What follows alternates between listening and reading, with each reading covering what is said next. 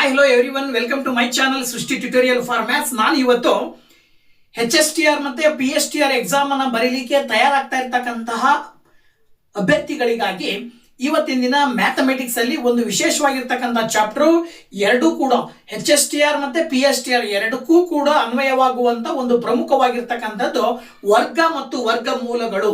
ಈ ಚಾಪ್ಟರ್ ಮೇಲೆ ಒಂದು ಕ್ವಶನ್ 100% ಇರುತ್ತೆ.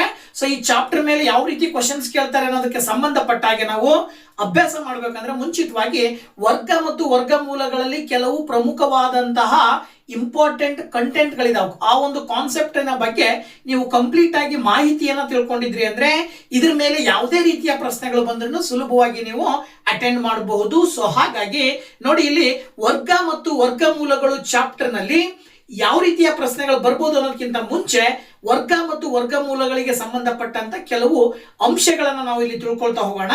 ಮೊದಲನೇದಾಗಿ ವರ್ಗ ಅಂತ ಹೇಳಿದ್ರೆ ಏನಪ್ಪಾ ಅಂತ ಹೇಳಿದ್ರೆ, ವರ್ಗ ಅಂತಕ್ಕಂಥದ್ದು ತಮ್ಗೆಲ್ಲರಿಗೂ ಕೂಡ ಗೊತ್ತಿರ್ತಕ್ಕಂಥದ್ದು. ಒಂದೇ ಸಂಖ್ಯೆಯನ್ನ ಎರಡು ಬಾರಿ ಗುಣಾಕಾರ ಮಾಡಿದ್ರೆ ಬರುವಂತಹ ಸಂಖ್ಯೆ ಗುಣಲಬ್ಧವನ್ನ ನಾವು ವರ್ಗ ಸಂಖ್ಯೆ ಅಂತ ಕರಿತೀವಿ.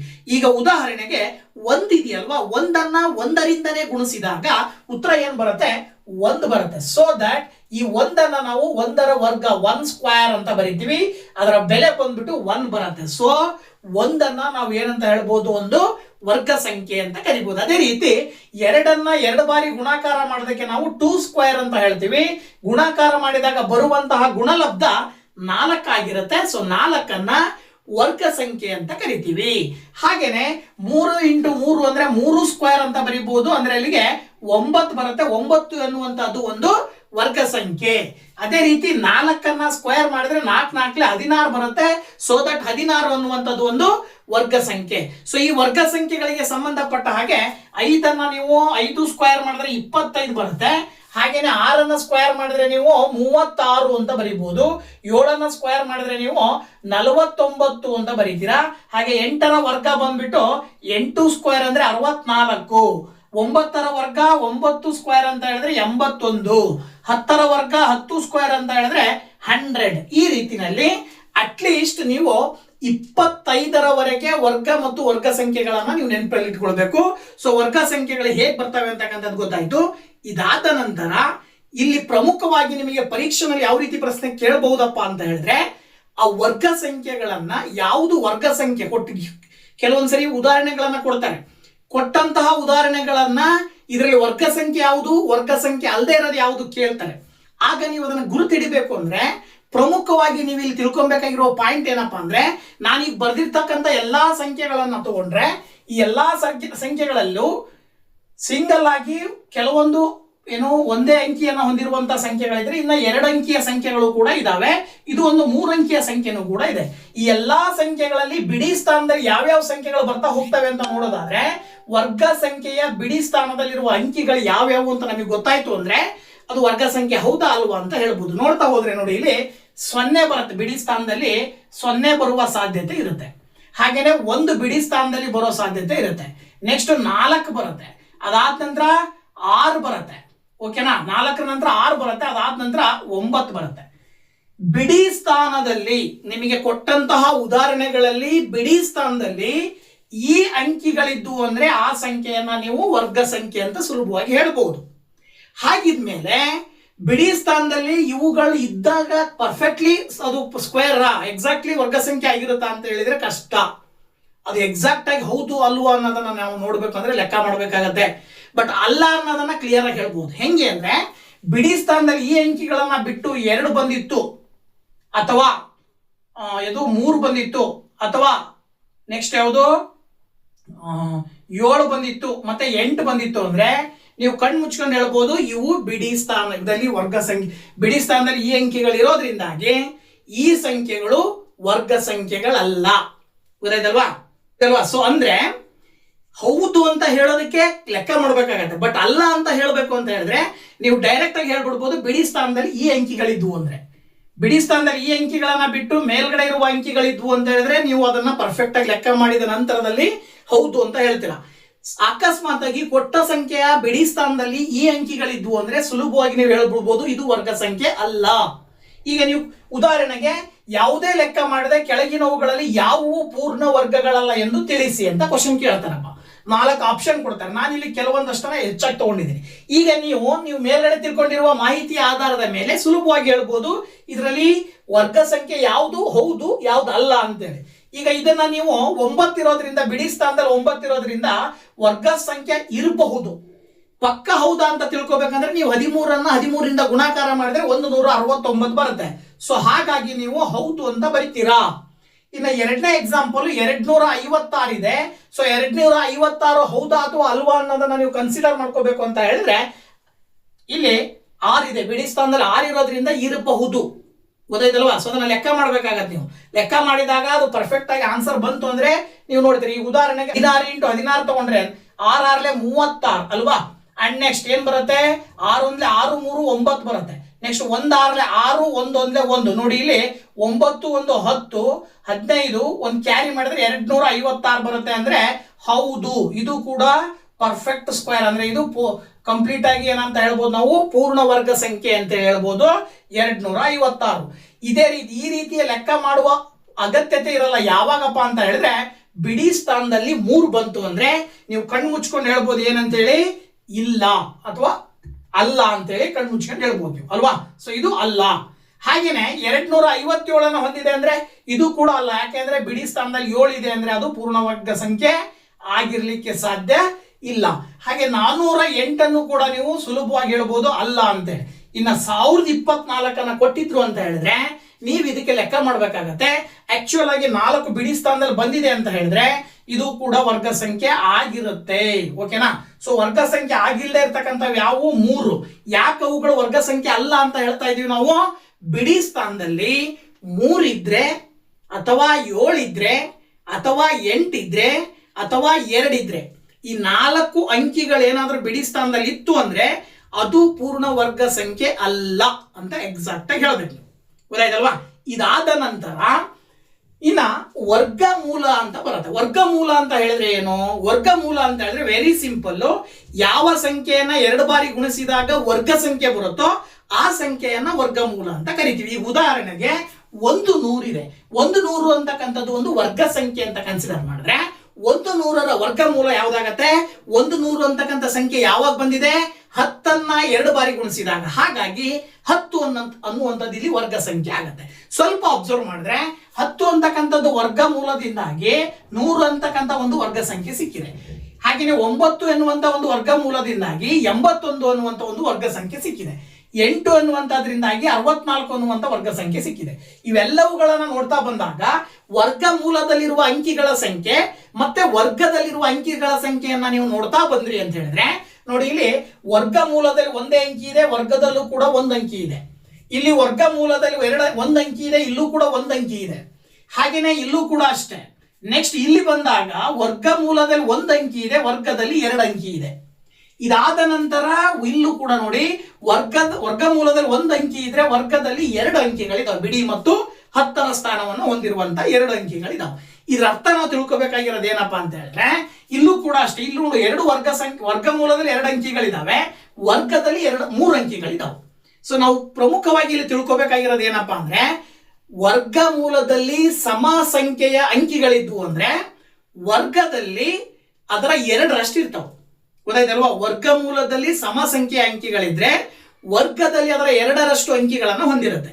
ಅಕಸ್ಮಾತ್ ಆಗಿ ವರ್ಗಮೂಲದಲ್ಲಿ 1 ಅಂಕಿ ಇದ್ರೆ ಅಂದ್ರೆ ಬೆಸ ಸಂಖ್ಯೆ ಇದ್ರೆ ವರ್ಗದಲ್ಲಿ ಎಷ್ಟು ಸಂಖ್ಯೆಗಳಿರ್ತವೆ ಅಂದ್ರೆ ಅದರ ಡಬಲ್ ಮಾಡಬೇಕು. ಯಾವುದು? ಅದರ ನೆಕ್ಸ್ಟ್ ಸಂಖ್ಯೆ ಏನಿದೆಯಲ್ಲ ಪ್ಲಸ್ ಸಮ ಸಂಖ್ಯೆಯನ್ನ ಮಾಡಿ ಅದನ್ನ ಡಬಲ್ ಮಾಡಿದ್ರೆ ಎಷ್ಟು ಬರುತ್ತೆ ಅಷ್ಟು ಬರ್ತದೆ. ಆ ಸಂಖ್ಯೆಗಳು ಇರ್ತವೆ. ಈ ಉದಾಹರಣೆಗೆ ಇಲ್ಲಿ 2 ವರ್ಗ ಸಂಖ್ಯೆಗಳಿದಾವೆ. ಹೌದಾ? ವರ್ಗಮೂಲದಲ್ಲಿ 2 ಅಂಕಿಗಳಿದಾವೆ. ಇಲ್ಲಿ ವರ್ಗದಲ್ಲಿ ಎಷ್ಟಿರ್ತವೆ? 3 ಅಂಕಿಗಳಿದಾವೆ. ಅಂದ್ರೆ ಇದರ ಅರ್ಥ ಏನಾಯ್ತು? 2ಅನ್ನ ಡಬಲ್ ಮಾಡಿದ್ರೆ ಆಕ್ಚುಲಿ 4 ಬರಬೇಕಿತ್ತು. 4ರ ಬದಲಾಗಿ ಎಷ್ಟು ಬಂದಿದೆ? 3 ಬಂದಿದೆ. ಅಂದ್ರೆ ಏನ್ ಮಾಡ್ತೀವಿ? ಅದರಲ್ಲಿ 1ಅನ್ನ ಕಳೆದು ಬರೀತೀವಿ. ಏನ್ ಮಾಡ್ತೀವಿ? 1ಅನ್ನ ಕಳೆದು ಬರೀತೀವಿ. ಇದು ಸಮ ಸಂಖ್ಯೆನಲ್ಲಿ ಇದ್ದಾಗ. ಈಗ ಉದಾಹರಣೆಗೆ 81 ಇದೆ. ಇದು 81 ಅಂತಕ್ಕಂಥದ್ದು ವರ್ಗಮೂಲ. ಈ ವರ್ಗಮೂಲ 81 ಇದೆ ಅಂದ್ರೆ ಇದರ ವರ್ಗ ಸಂಖ್ಯೆಯಲ್ಲಿ ಎಷ್ಟು ಸಂಖ್ಯೆಗಳಿರ್ತವೆ? ವೆರಿ ಸಿಂಪಲ್, 4 ಅಂಕಿಗಳಿರ್ತವೆ ಅಂತ ನೀವು ಸುಲಭವಾಗಿ ಹೇಳಬಹುದು. ಹಾಗೇನೆ 272 3 ಅಂಕಿಗಳಿದಾವೆ ಅಂದ್ರೆ ಅದರ ವರ್ಗದಲ್ಲಿ ಎಷ್ಟು ಸಂಖ್ಯೆಗಳಿರ್ತವೆ ಅಂದ್ರೆ 6 ಅಂಕಿಗಳಿರ್ತವೆ. ಸುಲಭವಾಗಿ ನೀವು ಹೇಳಬಹುದು. ಈ ರೀತಿನಲ್ಲಿ ವರ್ಗ ಮೂಲದಲ್ಲಿ ಎಷ್ಟು ಸಂಖ್ಯೆಗಳಿರ್ತಾವೋ ಅದರ 2ರಷ್ಟು ವರ್ಗ ಸಂಖ್ಯೆನಲ್ಲಿ ಇರ್ತವೆ. ಇದಾದ ನಂತರ ಬಿಡಿ ಸ್ಥಾನದಲ್ಲಿರುವಂತಹ ಅಂಕಿಗಳು ವರ್ಗಮೂಲದಲ್ಲಿರುವ ಸಂಖ್ಯೆಯನ್ನ ನೋಡಿ ವರ್ಗದಲ್ಲಿರುವಂತಹ ಬಿಡಿ ಸ್ಥಾನದ ಅಂಕಿಯನ್ನ ಹೇಳ್ತಕ್ಕಂಥದ್ದು. ಈಗ ಉದಾಹರಣೆಗೆ ಇಲ್ಲಿ ವರ್ಗಮೂಲ 81 ಕೊಟ್ಟಿದ್ದೀವಿ. ಈ 81ರ ವರ್ಗದಲ್ಲಿರುವ ಬಿಡಿ ಸ್ಥಾನ ಯಾವುದು ಅಂತ, ಬಿಡಿ ಸ್ಥಾನದಲ್ಲಿರುವ ಅಂಕಿ ಯಾವುದು ಅಂತ. ಈಗ ಅದರ ಅರ್ಥ ಏನು ಅಂದ್ರೆ 81ಅನ್ನ 2 ಬಾರಿ ಗುಣಾಕಾರ ಮಾಡ್ತಾ ಇದೀವಿ ನಾವು. ಸೊ 81ಅನ್ನ 2 ಬಾರಿ ಗುಣಾಕಾರ ಮಾಡ್ತಾ ಇದೀವಿ ಅಂತ ಹೇಳಿದ್ರೆ ಎಷ್ಟು ಬರುತ್ತೆ ಬಿಡಿ ಸ್ಥಾನದಲ್ಲಿ ಅಂದ್ರೆ ಈ 1 ಮತ್ತೆ ಈ 1ಅನ್ನ ಗುಣಾಕಾರ ಮಾಡ್ಬಿಟ್ರೆ ನಿಮಗೆ ಸಿಕ್ಬಿಡುತ್ತೆ ಆನ್ಸರ್. ನೋಡಿ ಇಲ್ಲಿ 1 ಒಂದೇ 1 ಮೊದಲಿಗೆ 1 ಬರಿತಾ ಇದ್ದೀರಿ ಅಂದ್ರೆ ಆ ವರ್ಗ ಸಂಖ್ಯೆ 81ರ ವರ್ಗ ಸಂಖ್ಯೆಯ ಬಿಡಿ ಸ್ಥಾನದಲ್ಲಿ ಏನಿರುತ್ತೆ 1 ಇರುತ್ತೆ. ಇನ್ನ 272 ಇದೆ ಅಂದ್ರೆ ಇದನ್ನು ಕೂಡ ಅಷ್ಟೇ ಬಿಡಿ ಸ್ಥಾನದಲ್ಲಿರುವ 2 ಮತ್ತೆ ಇನ್ನೊಂದು ಬಾರಿ 2ಅನ್ನ ಗುಣಾಕಾರ ಮಾಡಿದ್ರೆ 4 ಬರುತ್ತೆ ಅಂತ ಹೇಳಿದ್ರೆ ಈ ವರ್ಗಮೂಲದ ವರ್ಗ ಸಂಖ್ಯೆಯ ಬಿಡಿ ಸ್ಥಾನದಲ್ಲಿರುವ ಅಂಕಿ ಯಾವ್ದಾಗಿರುತ್ತೆ 4 ಆಗಿರುತ್ತೆ. ಹಾಗೇನೆ ಇದನ್ನು ಕೂಡ ತಗೊಂಡ್ರೆ ಬಿಡಿ ಸ್ಥಾನದಲ್ಲಿ 0 ಇದೆ. ಸೊ 0 ಇಂಟು 0 ಗುಣಾಕಾರ ಮಾಡಿದ್ರೆ ನಿಮಗೆ ಬರೋದು ಉತ್ತರ 0 ಆಗಿರೋದ್ರಿಂದ ಬಿಡಿ ಸ್ಥಾನದಲ್ಲಿ 0 ಇರುತ್ತೆ. ಇದು 799 ಇದೆ ಅಂದ್ರೆ ಬಿಡಿ ಸ್ಥಾನದಲ್ಲಿ 9 ಇದೆ. ಸೊ 9ಅನ್ನ 2 ಬಾರಿ ಗುಣಾಕಾರ ಮಾಡಿದ್ರೆ 81 ಬರುತ್ತಲ್ವಾ. 81 ಬಂದಾಗ ಈ ತರ 2 ಅಂಕಿ ಸಂಖ್ಯೆ ಬಂದಾಗ ಇಲ್ಲಿ ಬಿಡಿ ಸ್ಥಾನದಲ್ಲಿ ಯಾವ ಅಂಕಿ ಇದೆಯೋ ಅದನ್ನು ಬರಿಬೇಕು. So that 1. ಇನ್ನು ನೆಕ್ಸ್ಟ್ ಇದನ್ನ ತಗೊಂಡ್ರೆ ಬಿಡಿ ಸ್ಥಾನದಲ್ಲಿ 5 ಇದೆ ಅಂತ ಹೇಳಿದ್ರೆ 5 ಇಂಟು 5 ಗುಣಾಕಾರ ಮಾಡಿದ್ರೆ 25 ಬರುತ್ತೆ ಅಂದ್ರೆ ಬಿಡಿ ಸ್ಥಾನದಲ್ಲಿ 5 ಇದೆ. ಸೊ ದಟ್ 5ಅನ್ನ ಬರಿಬೇಕಾಗತ್ತೆ. ಈ 5 ಈ ಕೊಟ್ಟಿರುವ ವರ್ಗಮೂಲದ ವರ್ಗದ ಬಿಡಿ ಸ್ಥಾನದಲ್ಲಿರುವಂತಹ ಅಂಕಿ ಆಗಿರುತ್ತೆ. ಇನ್ನ ಇದರಲ್ಲಿ 7 ಇದೆ ಅಂತ ಹೇಳಿದ್ರೆ 7ಅನ್ನ ಮತ್ತೊಂದು ಸರಿ 7 ಹಾಕೊಂಡು ಗುಣಾಕಾರ ಮಾಡಿದ್ರೆ 49 ಬರ್ತದೆ ಅಂತ ಹೇಳಿದ್ರೆ ಬಿಡಿ ಸ್ಥಾನದಲ್ಲಿ ಯಾವ ಸಂಖ್ಯೆ ಇರುತ್ತೆ 9 ಇರುತ್ತೆ. ಅರ್ಥ ಆಯ್ತಲ್ವಾ? ಓಕೆ, ಇನ್ನ ವರ್ಗ ಸಂಖ್ಯೆಗಳನ್ನ ಬೆಸ ಸಂಖ್ಯೆಗಳ ಮೊತ್ತವನ್ನಾಗಿ ಬರಿತಕ್ಕಂಥದ್ದನ್ನ ನೋಡ್ತೀವಿ ನಾವು. ಸೊ ಹೇಗ್ ಬರಿತಕ್ಕಂಥದ್ದು ಅಂತಕ್ಕಂಥದ್ದನ್ನ ನೋಡೋದಾದ್ರೆ ಬೆಸ ಸಂಖ್ಯೆಗಳು ಗೊತ್ತು ನಿಮಗೆ 1, 3, 5, 7, 9 ಈ ರೀತಿ. ಸೊ ಈ ರೀತಿ ಆ ಬೆಸ ಸಂಖ್ಯೆಗಳ ಮೊತ್ತವನ್ನ ಬೆಸ ಸಂಖ್ಯೆಗಳನ್ನ ಕೂಡಿದ್ರೆ ಒಂದು ವರ್ಗ ಸಂಖ್ಯೆ ಬರುತ್ತೆ. ಆ ತರ ಸಂಖ್ಯೆಗಳನ್ನ ಅಡ್ಜಸ್ಟ್ ಮಾಡಿ ನೀವು ಬರಿತಕ್ಕಂಥದ್ದನ್ನ ನೆನಪಿನಲ್ಲಿ ಇಟ್ಕೊಳ್ಬೇಕು, ಅದನ್ನ ತಿಳ್ಕೊಂಡಿರ್ಬೇಕು. ಸೊ ನೋಡಿ ಇಲ್ಲಿ ಉದಾಹರಣೆಗೆ 1 ಅಂತಿದೆ. ಸೊ 1ಅನ್ನ ಮೊದಲನೇ ವರ್ಗ ಸಂಖ್ಯೆ ಮೊದಲನೇ ಬೆಸ ಸಂಖ್ಯೆ 1 ಅಂತ ಬರುತ್ತೆ. ಸೊ 1ಕ್ಕೆ 1 ಇರೋದ್ರಿಂದ ನೀವು ಮತ್ತೆ ಕೂಡೋ ಅಗತ್ಯತೆ ಇಲ್ಲ. ಇನ್ನ 4 ಎರಡನೇ ವರ್ಗ ಸಂಖ್ಯೆ ಇದೆಯಲ್ಲ 4 ಅಂತಕ್ಕಂಥದ್ದು ಯಾವಾಗ ಬರುತ್ತಪ್ಪ ಅಂದ್ರೆ ಮೊದಲೆರಡು ಬೆಸ ಸಂಖ್ಯೆಗಳನ್ನ ಕೂಡಿದಾಗ 4 ಬರುತ್ತೆ. ಯಾವ್ಯಾವು ಮೊದಲೆರಡು ಬೆಸ ಸಂಖ್ಯೆಗಳು 1 ಮತ್ತೆ 3 ಅಲ್ವಾ. ಸೊ 1 ಮತ್ತು 3ಅನ್ನ ಕೂಡಿದ್ರೆ 4 ಬರುತ್ತೆ. ಹಾಗೇನೆ 9ಅನ್ನ ನೀವು ಹೇಗಿದ್ರೆ ಏನಂತ ಬರೀಬಹುದು ನೋಡಿ, ಇಲ್ಲಿ 3 ಬೆಸ ಸಂಖ್ಯೆಗಳ ಮೊತ್ತವನ್ನ ಕೂಡಿದ್ರೆ 9 ಬರುತ್ತೆ. 1, 3, 5 4 ಪ್ಲಸ್ 5 9. ಅದೇ ರೀತಿನಲ್ಲಿ 16 ನೆಕ್ಸ್ಟ್ 16 ಅಂತಕ್ಕಂಥದ್ದು ಒಂದು ವರ್ಗ ಸಂಖ್ಯೆ ಯಾವಾಗ ಸಿಗುತ್ತೆ ಅಂದ್ರೆ 4 ಬೆಸ ಸಂಖ್ಯೆಗಳನ್ನ ಕೂಡಬೇಕು. ಯಾವ್ಯಾವ 4 ಬೆಸ ಸಂಖ್ಯೆಗಳು ನೋಡಿ ಇಲ್ಲಿ ಈ ರೀತಿ 4 ಬೆಸ ಸಂಖ್ಯೆಗಳನ್ನ ಕೂಡಿದ್ರೆ 16 ಬರುತ್ತೆ. ನೋಡಿ ಇಲ್ಲಿ 7, 5 7, 5 12, 3 15 1 16. ಹಾಗಿದ್ಮೇಲೆ ಈಗ ನಿಮಗೆ ಅರ್ಥ ಆಯ್ತು ಅನ್ಕೊಂಡಿದ್ದೀನಿ. ಮೊದಲನೇ ವರ್ಗ ಸಂಖ್ಯೆ 1 ಎಷ್ಟು ಬೆಸ ಸಂಖ್ಯೆಗಳನ್ನ ಕೂಡಬೇಕು 1 ಬೆಸ ಸಂಖ್ಯೆಯನ್ನ ಕೂಡಬೇಕು. ಎರಡನೇದು 4 ವರ್ಗ ಸಂಖ್ಯೆಯನ್ನು ಹೊಂದಿರತಕ್ಕಂಥದ್ದು 4ರಲ್ಲಿ ಎಷ್ಟು ಬೆಸ ಸಂಖ್ಯೆಗಳ ಮೊತ್ತ ಇದೆ 2 ಬೆಸ ಸಂಖ್ಯೆಗಳ ಮೊತ್ತ ಇದೆ. ಇನ್ನು ಮೂರನೇದು 9 3ರ ವರ್ಗ ಸಂಖ್ಯೆ 9. ಸೊ 9ರಲ್ಲಿರುವ ಬೆಸ ಸಂಖ್ಯೆಗಳ ಮೊತ್ತ ಒಟ್ಟು ಬೆಸ ಸಂಖ್ಯೆಗಳೆಷ್ಟು 3 ಬೆಸ ಸಂಖ್ಯೆಗಳಿದಾವೆ. ಹಾಗೇನೆ 16ರಲ್ಲಿ 4 ಇದಾವೆ ಅಂದ್ಮೇಲೆ 25ರಲ್ಲಿ ಎಷ್ಟಿರ್ತವೆ 5 ಬೆಸ ಸಂಖ್ಯೆಗಳು ಇರ್ತವೆ. ಯಾವ್ಯಾವಪ್ಪ ಅಂದ್ರೆ ಅವು ಸೀರಿಯಲ್ ಆಗಿ ಬರ್ಕೊಂಡು ಹೋಗೋದಷ್ಟೇ. ನೀವು ಸೀರಿಯಲ್ ಆಗಿ ಬರಿಬೇಕು. ಪ್ರಾರಂಭ 1ರಿಂದ ಸ್ಟಾರ್ಟ್ ಮಾಡಿ 1, 3, 5, 7, 9. ಹಾಗಿದ್ರೆ 36 ಎಷ್ಟು ಬರುತ್ತೆ ನೀವೇ ಹೇಳ್ಬಿಡ್ತೀರಲ್ವಾ.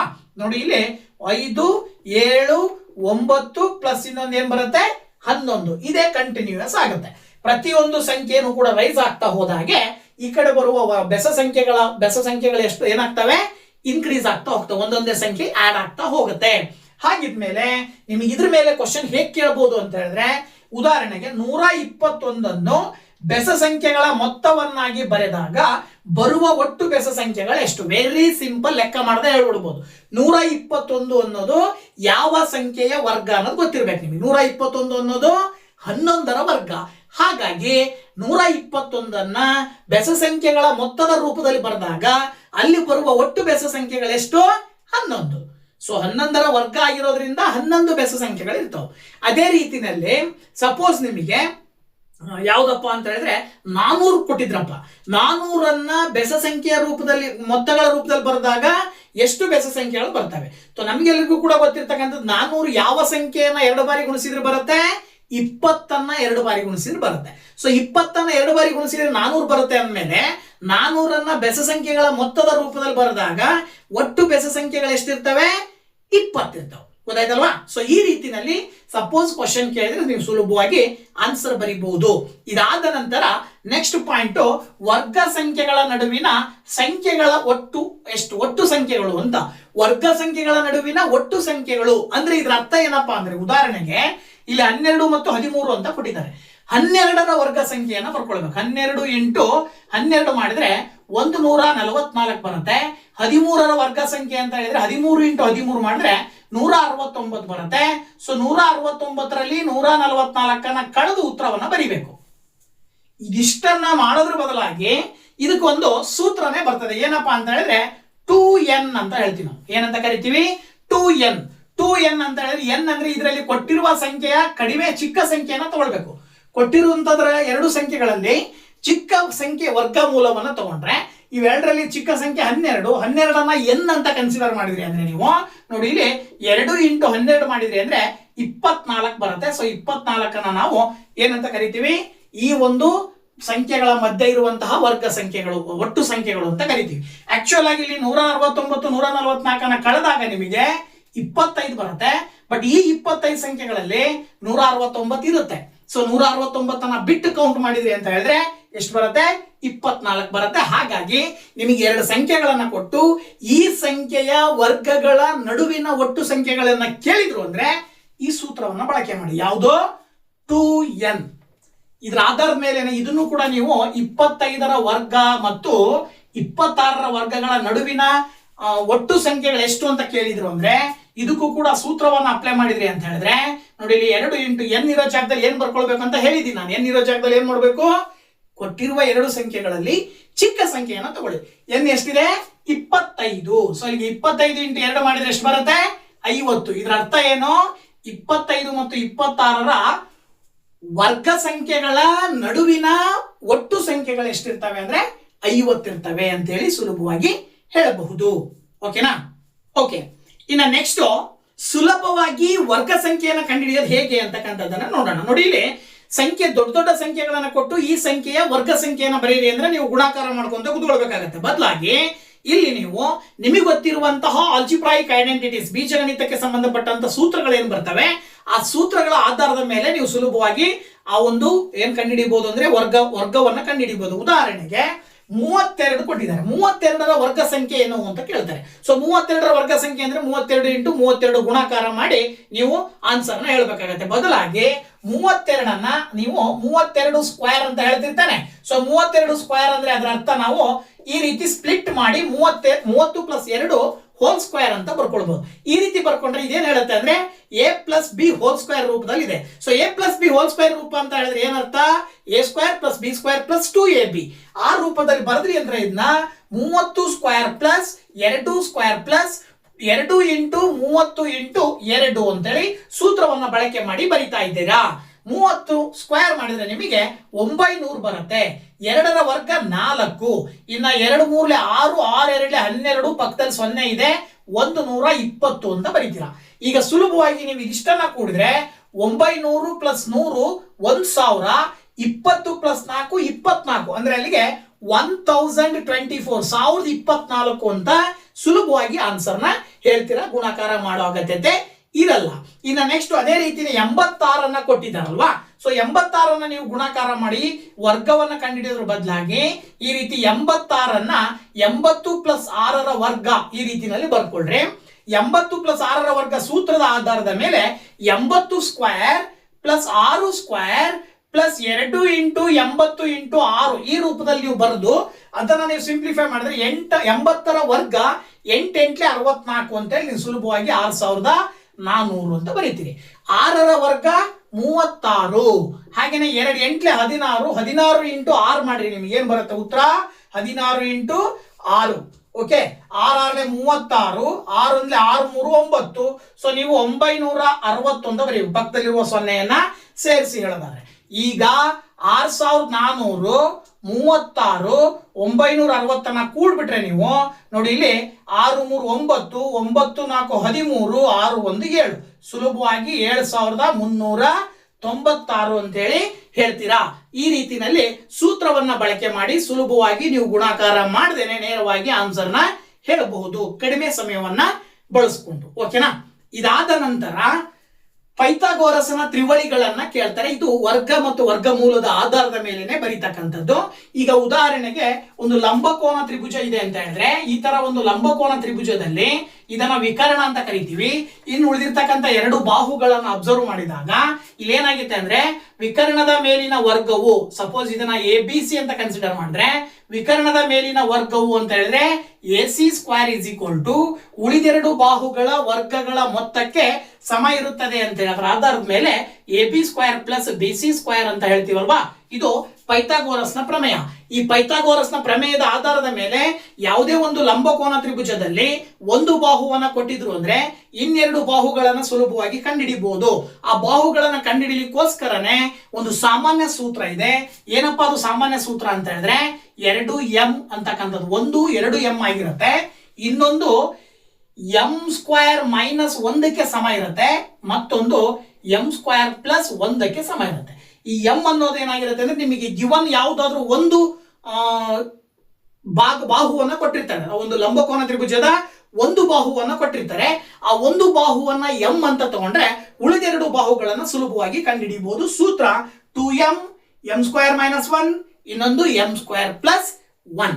ಇದರ ಆಧಾರದ ಮೇಲೆ ನೋಡಿ, ಗಿವನ್ 6 ಅಂತ ಕೊಟ್ಟಿದ್ದಾರೆ ಅಂದ್ರೆ ನೀವು 2m ಅನ್ನ 6 ಅಂತ ತಗೊಳ್ಬೇಕು. ಆಕ್ಚುಯಲ್ ಆಗಿ ಈ ಕೊಟ್ಟಿರುವ ಸಂಖ್ಯೆಯನ್ನ 2m ಅಂತ ಕನ್ಸಿಡರ್ ಮಾಡಿ, ಒಂದು ಗಿವನ್ ಸಂಖ್ಯೆ ಆಲ್ರೆಡಿ ಕೊಟ್ಟಾರೆ ಅಂದ್ರೆ ಆ ಕೊಟ್ಟಿರುವ ಸಂಖ್ಯೆಯನ್ನ 2m ಅಂತ ತಗೊಂಡ್ರಿ ಅಂದ್ರೆ 2m = 6 ಮಾಡಿದ್ರೆ 2 ರಿಂದ 6 ಭಾಗಾಕಾರ ಮಾಡಿದ್ರೆ m ಬರುತ್ತೆ ನಿಮಗೆ ಎಷ್ಟು? 6.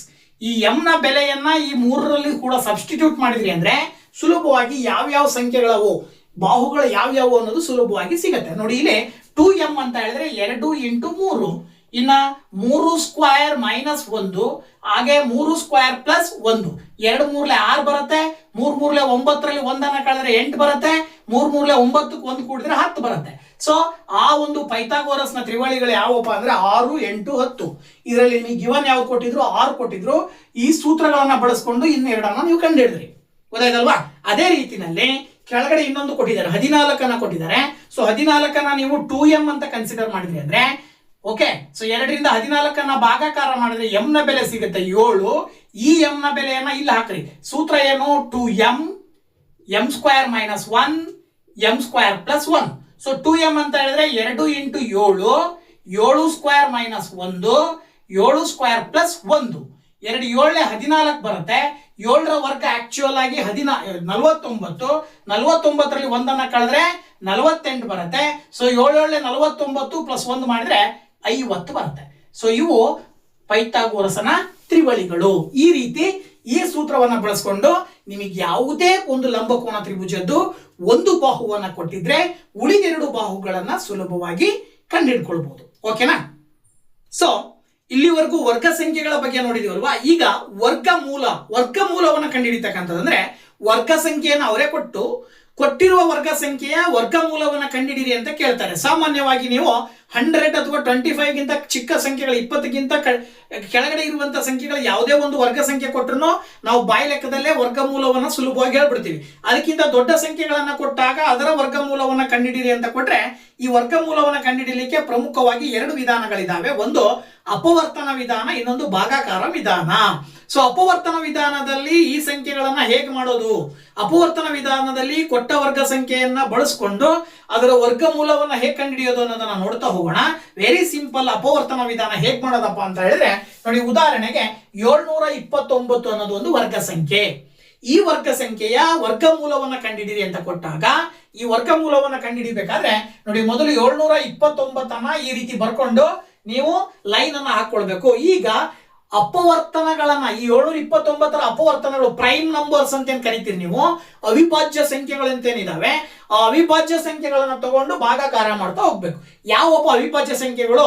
2 3, 5, 7, ಓಕೆ 11 ಇವು ಅವಿಭಾಜ್ಯ ಸಂಖ್ಯೆಗಳು. ಈ ಅವಿಭಾಜ್ಯ ಸಂಖ್ಯೆಗಳಲ್ಲಿ 9 ಬಿಡಿ ಸ್ಥಾನದಲ್ಲಿ ಇದೆ ಅಂತ ಹೇಳಿದ್ರೆ 2ರಿಂದ ಇದು ಭಾಗ ಆಗಲ್ಲ. ಸೊ ಭಾಗ ಆಗೋದು 3ರಿಂದ ಆದ್ಮೇಲೆ 3ಅನ್ನ ತಗೊಳ್ಬೇಕು. 3ಅನ್ನ ತಗೊಂಡು ಭಾಗಾಕಾರ ಮಾಡ್ತಾ ಹೋದ್ರೆ ನೋಡಿ, ಇಲ್ಲಿ 3 2 6, 3 4 12, 3 3 9. ನೆಕ್ಸ್ಟ್ 3 ಇರೋದ್ರಿಂದ ಮತ್ತೊಂದು ಬಾರಿ 3ಅನ್ನೇ ತಗೊಳ್ಳಿ. ನೀವು ಇಲ್ಲಿ ಕಂಡೀಷನ್ ಏನಪ್ಪಾ ಅಂದ್ರೆ, ಒಂದು ಅಪವರ್ತನವನ್ನ, ಒಂದು ಅವಿಭಾಜ್ಯ ಸಂಖ್ಯೆಯನ್ನ ತಗೊಂಡ್ರಿ ಅಂದ್ರೆ 2 ಬಾರಿ ಅದೇ ಅವಿಭಾಜ್ಯ ಸಂಖ್ಯೆಯಿಂದ ಭಾಗಾಕಾರ ಮಾಡ್ಬೇಕು. ಇದು ಕಂಡೀಷನ್. ಸೊ ದಟ್ ಈಗ ನಾನು 3 ತಗೊಂಡಿದ್ದೀನಿ ಅಂದ್ರೆ ಇನ್ನೊಂದು ಬಾರಿ 3ಅನ್ನ ತಗೊಂಡು ಭಾಗಾಕಾರ ಮಾಡಬೇಕು. ಭಾಗಾಕಾರ ಮಾಡಿದಾಗ 3 8 24, 3 1 3. ಗೊತ್ತಾಯ್ತಲ್ವಾ? ಈಗ 81 ಇದೆಯಲ್ಲ, ಈ 81 ಮತ್ತೆ 2ರಿಂದ ಭಾಗ ಆಗಲ್ಲ ಅಂದ್ಮೇಲೆ 3ಕ್ಕೆ ಹೋಗ್ಬೇಕು.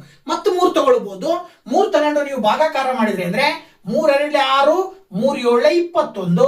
ಸೊ ಮತ್ತೆ ನೀವು 3ರಿಂದಾನೇ ಭಾಗಾಕಾರ ಮಾಡ್ಬೇಕಾಗತ್ತೆ. 3 9 27, ನೆಕ್ಸ್ಟ್ 3 3 9, 3 1 3. ಅಲ್ಲಿಗೆ 729ರ ವರ್ಗ ಸಂಖ್ಯೆ ವರ್ಗಮೂಲ ಯಾವ್ದಾಗತ್ತೆ ಅಂತಂದ್ರೆ, ನಿಮಗೆ ಬಂದಂತಹ ಅವಿಭಾಜ್ಯ ಸಂಖ್ಯೆಗಳನ್ನ 2 ಗುಂಪನ್ನ ಮಾಡಬೇಕು. ಒಂದೇ ಅವಿಭಾಜ್ಯ ಸಂಖ್ಯೆಗಳಾಗಿರ್ಬೇಕು. ಆ ಒಂದೇ ಅವಿಭಾಜ್ಯ ಸಂಖ್ಯೆಗಳ ಗುಂಪನ್ನ 2 ಒಂದು ಗುಂಪು ಮಾಡಿ, ಇದರಿಂದ ಒಂದು ಗುಂಪು ತಗೊಳ್ರಿ. ಅದಕ್ಕೆ ಸ್ಕ್ವೇರ್ ರೂಟ್ ಅನ್ನ ಬಳಕೆ ಮಾಡ್ತೀವಿ. ಇದು ಸಿಂಬಲ್. ಈ ಸಿಂಬಲ್ ಅನ್ನ ಸ್ಕ್ವೇರ್ ರೂಟ್, ವರ್ಗಮೂಲ ಅಂತ ಕರಿತೀವಿ ನಾವು. ಸ್ಕ್ವೇರ್ ರೂಟ್ ಆಫ್ 3 into 3 ಅಂತ ಹೇಳಿದ್ರೆ 3 ಸ್ಕ್ವೇರ್ ಅಂತ ಬರೀತೀರಿ. ಹಾಗೇನೆ 3 into 3 ಅಂತ ಹೇಳಿದ್ರೆ 3 ಸ್ಕ್ವೇರ್. ಮತ್ತೆ 3 into 3 ಇದೆಯಲ್ಲ, 3 ಸ್ಕ್ವೇರ್ ಮಾಡ್ರೆ 3ಕ್ಕೂ ಇರುವ ಸ್ಕ್ವೇರ್ ಕಂಪ್ಲೀಟ್ ರೂಟ್ ಕ್ಯಾನ್ಸಲ್ ಆಗಿ 3 3 9, 9 3 27 ಆನ್ಸರ್ ಬರುತ್ತೆ. ಸೊ ದಟ್ ನೀವು ಸುಲಭವಾಗಿ ಹೇಳ್ಬೋದು, square root of 729 is equal to 27 ಅಂತ ಹೇಳಿ ಆನ್ಸರ್ನ ಹೇಳ್ತೀರಾ. ಓಕೆನಾ? ಇದೇ ರೀತಿ 400ನ್ನ ನೀವು ಮಾಡೋದಾದ್ರೆ ನೋಡಿ, ಇಲ್ಲಿ 400ನ್ನ ಕೆಳಗಡೆ ಬರ್ಕೊಂಡು ಈ ರೀತಿ ಲೈನ್ ಹಾಕೊಂಡು ನೋಡಿ, 400 ಅಂತ ಹೇಳಿದ್ರೆ 2ರಿಂದ ಭಾಗಾಕಾರ ಮಾಡ್ತೀರಾ. 2 2 4, ಪಕ್ಕದಲ್ಲಿ 2 0 ಬರೀತೀರಾ. ಮತ್ತು 2ನೇ ತಗೋಬೇಕು. 2 10, ಅಲ್ಲಿಗೆ 100 ಬರುತ್ತೆ.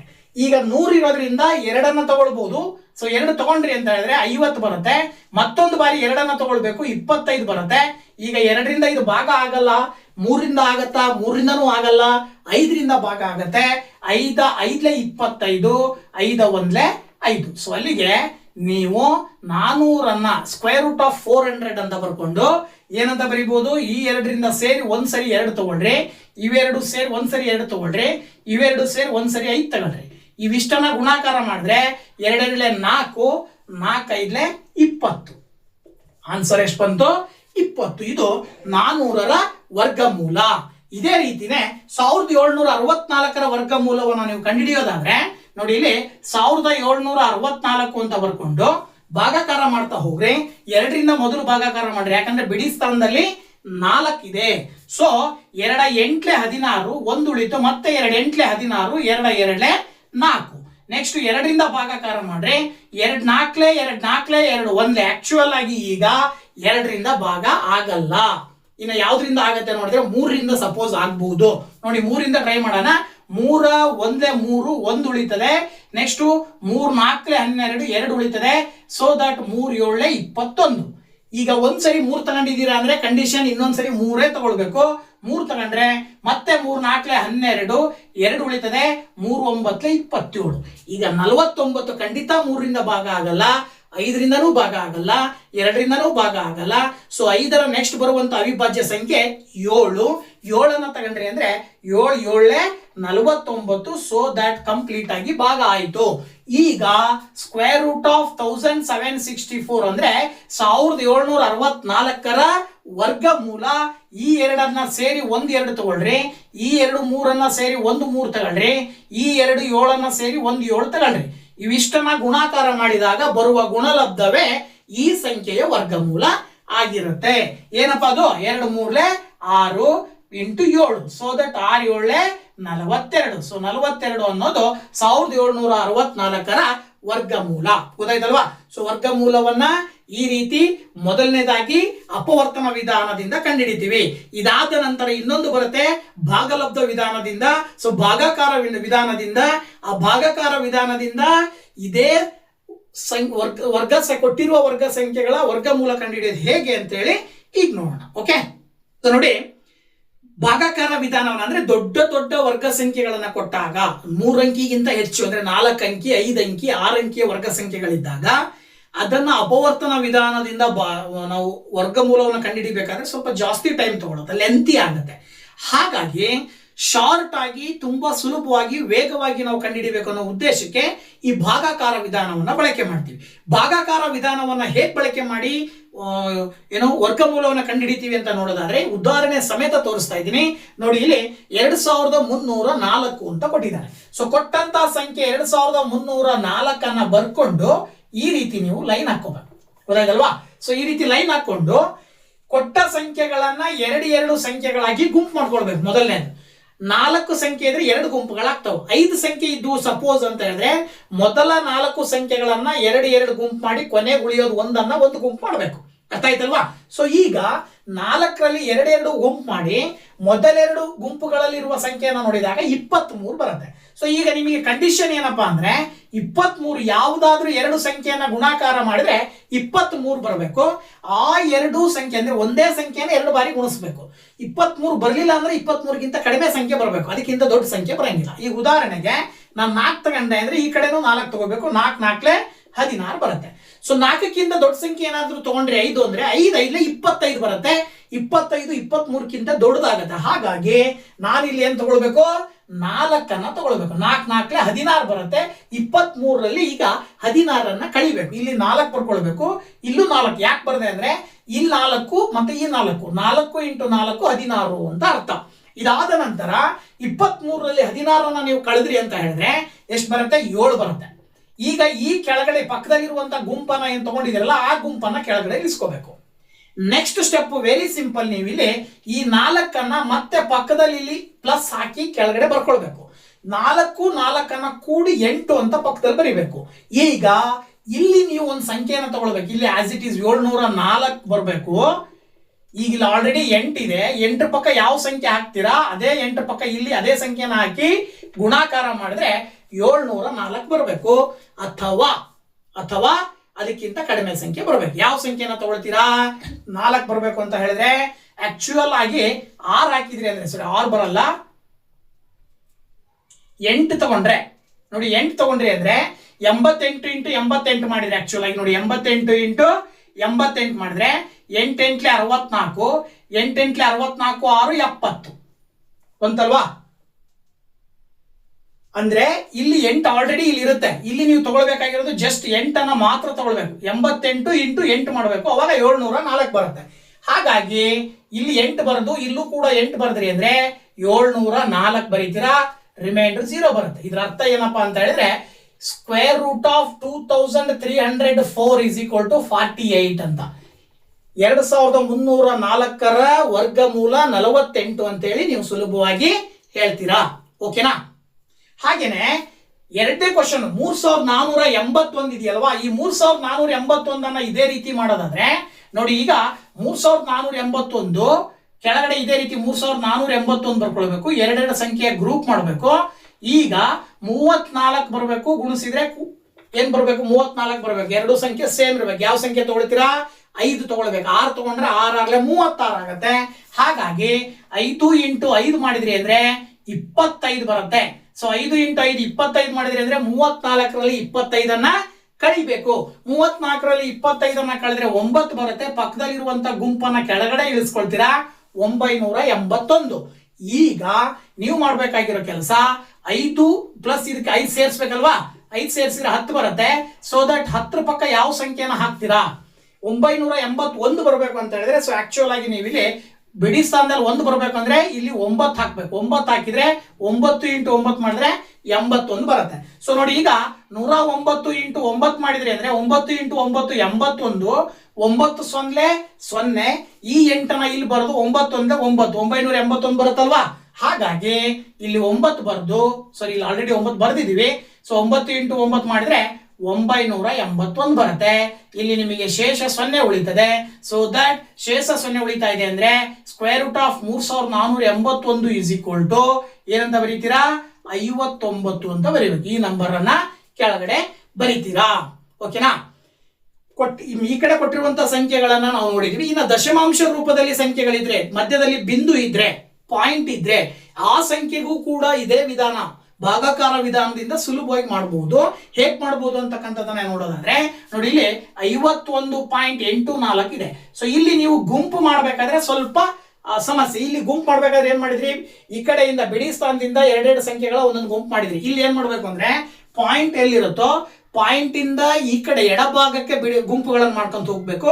ಅದೇ ರೀತಿ ಪಾಯಿಂಟ್ ಇಂದ ಬಲಭಾಗಕ್ಕೆ ಗುಂಪುಗಳನ್ನ ಮಾಡ್ಕೊಂತ ಹೋಗ್ಬೇಕು. ಅದ್ರ ಪ್ರಕಾರ ಇಲ್ಲಿ ನಿಮಗೆ ಸಮಸ್ಯೆ ಆಗಲ್ಲ, ಎರಡೇ ಗುಂಪುಗಳು ಬರ್ತವೆ. ಪಾಯಿಂಟ್ ಇಂದ ಈ ಕಡೆ ಒಂದು ಗುಂಪು ಬರುತ್ತೆ, ಪಾಯಿಂಟ್ ಇಂದ ಆ ಕಡೆ ಒಂದು ಗುಂಪು ಬರುತ್ತೆ. ಗೊತ್ತಾಯ್ತಲ್ವಾ? ಸೊ ಈಗ ಇದನ್ನ ಭಾಗಾಕಾರ ಮಾಡ್ಬೇಕಾದ್ರೆ ಇಲ್ಲೂ ಕೂಡ 51 ತಗೊಳ್ತೀರಲ್ವಾ, 51 ಬರಬೇಕು. ಗುಣಿಸಿದ್ರೆ ಎರಡು ಸಂಖ್ಯೆ ಸೇಮ್ ಇರಬೇಕು ಅಥವಾ ಅದಕ್ಕಿಂತ ಕಡಿಮೆ ಬರಬೇಕು. 51ಕ್ಕಿಂತ ಕಡಿಮೆ ಬರಬೇಕು ಅಂದ್ರೆ ಏನ್ ತಗಂದ್ರೆ 7 7 49. ಸೊ ದಟ್ 7 7 49 ತಗೊಂಡ್ರಿ ಅಂದ್ರೆ 51ರಲ್ಲಿ 49 ಕಳೆದಾಗ ನಿಮಗೆ ಏನ್ ಬರುತ್ತೆ ಅಂತ ಹೇಳಿದ್ರೆ 2 ಬರುತ್ತೆ. ಪಾಯಿಂಟ್ ಅನ್ನ ಇಲ್ಲಿ ಮೇಲ್ಗಡೆ ಬರೀರಿ. ಈ 84 ಆಸ್ ಇಟ್ ಈಸ್ ಕೆಳಗಡೆ ಇಳಿಸ್ಕೊಂಡ್ರೆ 284 ಆಗುತ್ತೆ. ಈಗ ಈ 7 ಪ್ಲಸ್ 7 ಮಾಡಿದ್ರಿ ಅಂದ್ರೆ 14 ಬರುತ್ತಲ್ವಾ. ಸೊ 14 ಪಕ್ಕ ಯಾವ ಸಂಖ್ಯೆಯನ್ನ ಹಾಕ್ತೀರಾ, 284 ಬರ್ಬೇಕು. ಅಂದ್ರೆ ವೆರಿ ಸಿಂಪಲ್. ಇಲ್ಲಿ ಬಿಡಿ ಸ್ಥಾನದಲ್ಲಿ 4 ಇದೆ ಅಂತ ಹೇಳಿದ್ರೆ ನೀವು ಇಲ್ಲಿ 2 ಬರೆದ್ರಿ ಅಂತ ಹೇಳಿದ್ರೆ ನೋಡಿ, ಇಲ್ಲಿ 2 2 4, 2 4 8, 2 1 2, 284 ಬರುತ್ತೆ. ಶೇಷ 0 ಬರುತ್ತೆ. ಸೊ ನೀವು ಸುಲಭವಾಗಿ ಹೇಳ್ಬೋದು square root of 51.84 is equal to ಎಷ್ಟು, 7.2 ಅಂತೇಳಿ ಸುಲಭವಾಗಿ ಹೇಳಬಹುದು. ಓಕೆನಾ?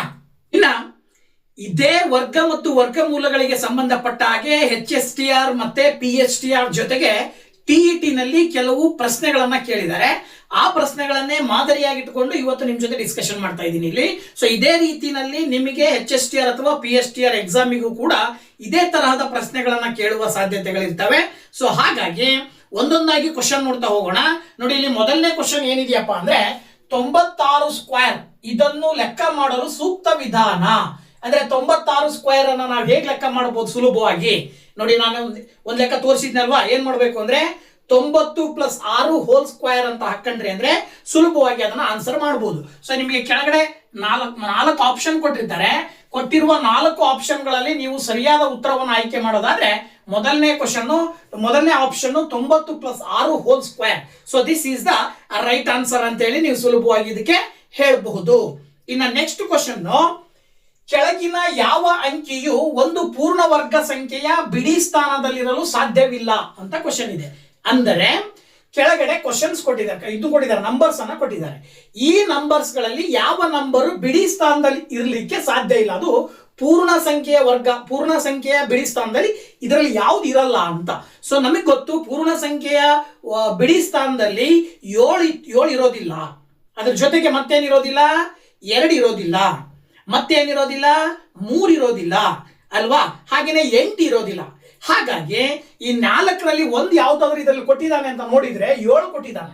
ಸೊ ಹಾಗಾಗಿ ನೀವು ಆ ಒಂದು ಪ್ರಶ್ನೆಯ ಆಧಾರದ ಮೇಲೆ 7 ಬರೀಬಹುದು. ಈ ತರ ಯಾವ ರೀತಿನಲ್ಲಾದ್ರೂ ಕ್ವಶನ್ ಕೇಳಬಹುದು. ಇಲ್ಲಿ ಪೂರ್ಣ ಸಂಖ್ಯೆಯ ಬಿಡಿ ಸ್ಥಾನದಲ್ಲಿ ಇರಲು ಸಾಧ್ಯವಿಲ್ಲ ಅಂತ ಕೊಟ್ಟಿದ್ದಾರೆ.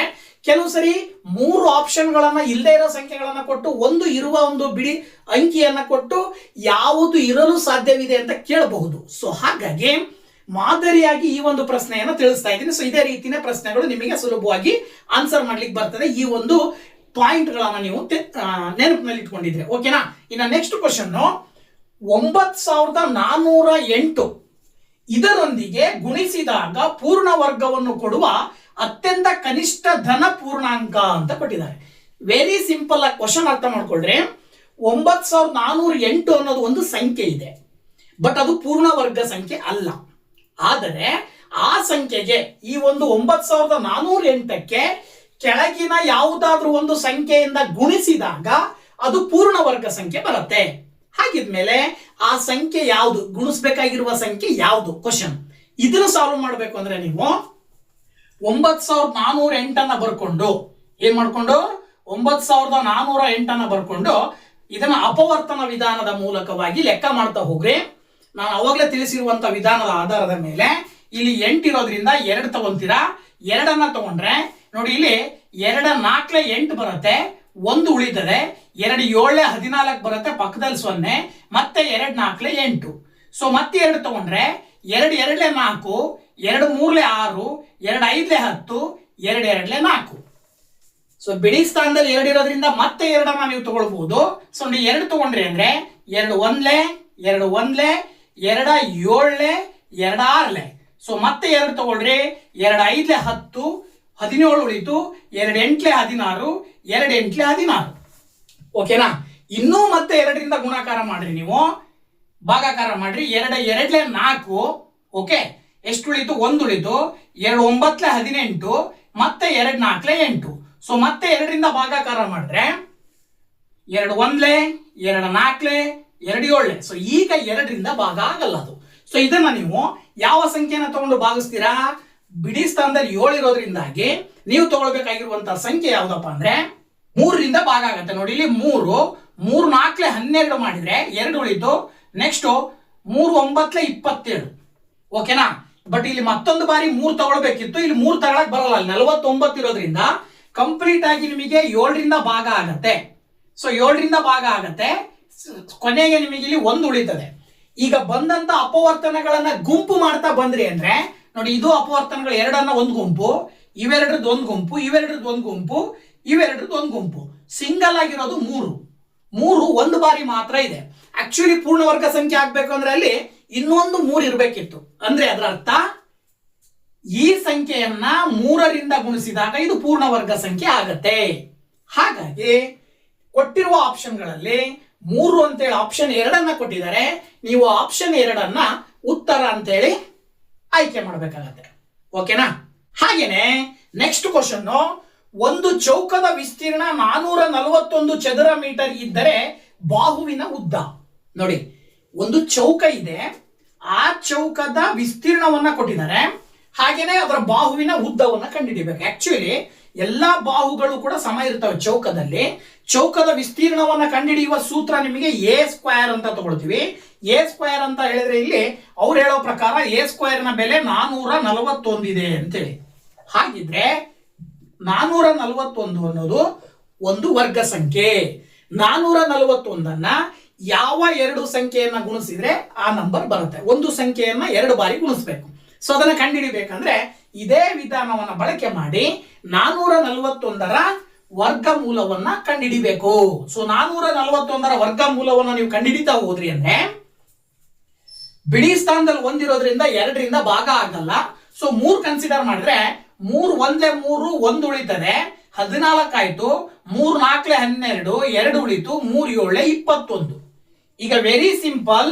ಈಗ ನೀವೇನ್ ಮಾಡಬಹುದು ಅಂತ ಹೇಳಿದ್ರೆ 147 ಮತ್ತೆ 3ರಿಂದ ಭಾಗ ಮಾಡಿದ್ರೆ 3 × 49 ಇಲ್ಲಿ ಬಂದಿರುವ ಹಾಗೆ 49ರಿಂದ ಭಾಗಾಕಾರ ಮಾಡಿದ್ರೆ 147 ಬರುತ್ತೆ. ಇದರ ಜೊತೆಗೆ 49 7ರಿಂದ ಭಾಗಾಕಾರ ಮಾಡ್ತೀರಾ. ಈಗ 3 × 7 ಎಷ್ಟು ಬರುತ್ತೆ? 3 × 7 ಮಾಡಿದ್ರೆ 21 ಬರುತ್ತೆ. ಸೊ ದಟ್ ಇದಕ್ಕೆ ಉತ್ತರ ಆಪ್ಷನ್ 2ರಲ್ಲಿದೆ 21 ಸೆಂಟಿಮೀಟರ್. ಚೌಕದ ಪ್ರತಿಯೊಂದು ಬಾಹುಗಳು ಎಷ್ಟಿರ್ತವೆ?